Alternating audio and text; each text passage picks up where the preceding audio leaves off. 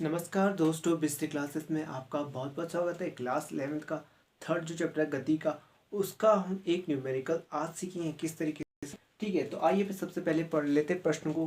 जो हमारा क्वेश्चन है उसकी क्या डिमांड्स है और उसको कैसे फुलफिल करेंगे और कैसे क्वेश्चन को सॉल्व करेंगे। तो क्लास 11th का चैप्टर का थर्ड जो है उसका न्यूमेरिकल। ठीक है, तो एक कण जो 7 मीटर त्रिज्या के एक अर्धवृत्ताकार पथ पर गतिमान है, कण द्वारा अर्धवृत्ताकार पथ को पूरा करने पर इसकी द्वारा चली गई दूरी तथा विस्थापन की गणना करो। सबसे पहले आप क्या देख सकते हैं, दिया हुआ लिख सकते हैं। सॉल्यूशन करना चाहे तो आप जो आपको दिया है प्रोवाइडेड है उसको लिख सकते हैं। दिया है, क्या दे रखा है आपको, दे रखा है त्रिज्या यानी कि आर दे रखी है किसकी, अर्धवृत्ताकार पथ की। ठीक है, तो आर बराबर कितना देखा है, 7 मीटर देखा है। तो अर्धवृत्ताकार की बात करें तो आकार क्या होगा, गोले का आधा भाग, वृत्त का आधा भाग क्या कहलाता है, अर्धवृत्ताकार। इस टाइप की आकृति बनती है। तो उसकी त्रिज्या कितनी दे रखी है, 7 मीटर दे रखी है। तो ये दे रखा है। तो हमें क्या निकालना है इसका, हमें क्या क्या फाइंड आउट करना है, विस्थापन ये निकालना है और साथ में क्या निकालेंगे, दूरी क्या है। फर्स्ट तो ये निकालना, दूरी कैसे निकालेंगे। तो जो भी करता हूँ वो सपोज पहले ए पोजीशन पे था और वृत्ताकार पथ पे गति करता गया और इस पोजीशन पे आते हुए इस पोजीशन पहुंच गया, बी वाली पोजीशन पे पहुंच गया। मतलब कि अर्धवृत्ताकार को उसने पार किया और ए से बी में पहुंच गया। और जिस अर्धवृत्ताकार की त्रिज्या कितनी थी, 7 मीटर थी। तो पहले हम करेंगे दूरी। दूरी क्या होगी, दिए गए समय में चली गई टोटल पथ की लंबाई को क्या बोलते हैं, दूरी ही बोला जाता है। ठीक है, तो दूरी क्या देगी, देखो इसको यहाँ से यहाँ तक चलने में कितना टाइम लगेगा, जितना अर्धव्यास का लंबाई होती है। तो गोले का व्यास कितना होता है, पूरे गोले की अगर लंबाई काटी जाए पेरीमीटर की बात करें तो कितना 2πr होता है। इसका आधा कर देंगे तो कितना है, हाफ से मल्टीप्लाई कर देंगे, हाफ इंटू 2πr। तो अर्ध गोले का लंबाई निकल जाएगी, यहाँ से तक की पथ की लंबाई निकल जाएगी। तो हाफ, 1 2 से 2 कैंसिल कर देंगे तो अर्ध गोला की पथ की लंबाई कितनी आएगी, πr। ठीक है, तो हाफ गुणा 2πr लिख लो आप, 2 से 2 कैंसिल कर दो, πr आ गया।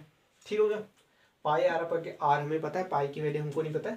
तो पाई की वैल्यू हम यहाँ पर ले लेते हैं अप्रोक्सीमेटली 22/7 ले लेते हैं ताकि कैलकुलेशन ईजी हो जाए। कोई लोग 3.14 भी रखने की कोशिश करेंगे। ठीक है, तो हम 22/7 से करेंगे ताकि हमारी न्यूमेरिकल इजी तरीके से निपट जाए।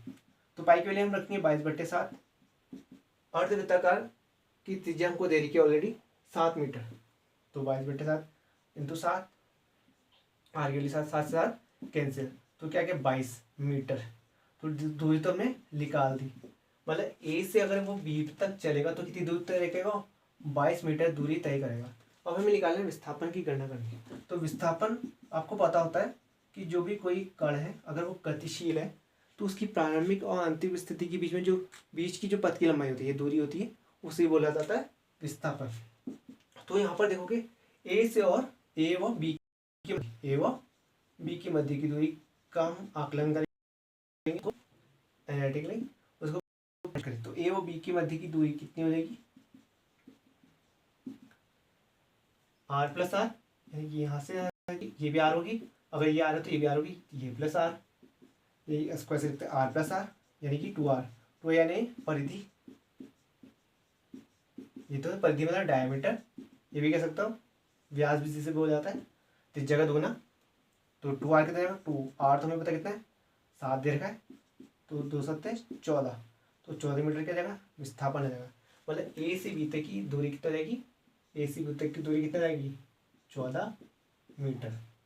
और इसका आधा त्रिज्या कितना था, 7 मीटर।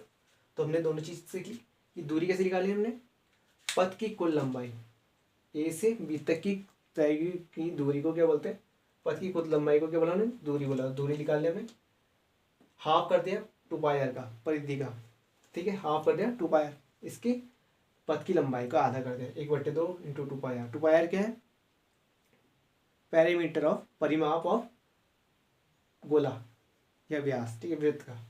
तो उसका आधा कर दिया तो 1/2 2πr कर दिया, पायर का पायर है 2 से 2 कैंसिल कर, इसलिए पायर बचा। पायर की जगह हमने 22/7 वैल्यू की, आर की जगह जब हमको दिया था 7 त्रिज्या देते तो 7 लिख दिया, 7 से 7 कैंसिल, 22 हमें पास बचा, तो 22 मीटर लिख दिया हमने दूरी। विस्थापन कैसे लिखा, ए और बीच की डिस्टेंस निकाली। तो हमने देखा कि जो अगर ये डिस्टेंस 7 है तो दूसरी डिस्टेंस भी 7 ही, क्योंकि त्रिज्या है, त्रिज्या का 2 होता तो यहाँ से तक की डिस्टेंस हमको सीधी पता चलेगी, 7 दूनी 14, तो 14 मीटर ऐसे करके हमने निकाली है। आई होप कि आपको ये वीडियो और ये न्यूमेरिकल समझ में आएगा। शेयर कीजिए, सब्सक्राइब कीजिए, लाइक कीजिए और अपने दोस्तों के साथ जरूर शेयर कीजिएगा और बेल आइकन मत भूलिएगा। धन्यवाद।